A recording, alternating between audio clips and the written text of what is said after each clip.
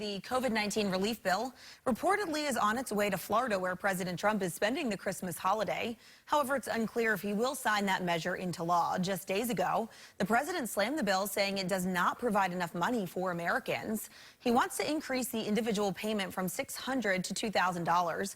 But Republican senators, they oppose that idea. Let's bring in financial expert Dave Lopez from ILG Financial to talk more about this. Thank you for joining us this Saturday morning.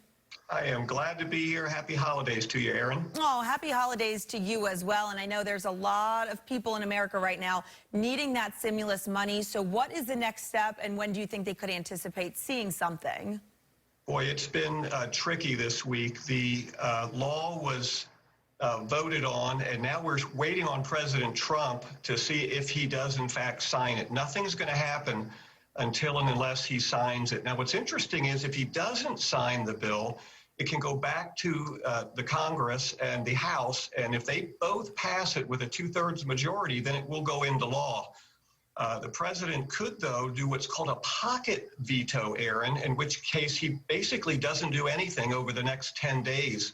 And what's really interesting about that is if he does nothing, once we hit January 3rd, the 116th Congress ends, and when that happens, the bill ends, and we've got to start all over here with the 117th Congress that starts the next day. So there's a lot of unknowns right now, but the big takeaway is until we get that signature from President Trump, no one's going to get that stimulus bill. It's $600 each right now for most Americans that you get it.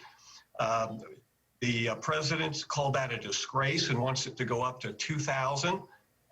Speaker of the House Pelosi tweeted on Tuesday that she was in support of President Trump to raising it to $2,000, and the Democrats called to immediately amend the bill to raise it, but there's been no action to that end.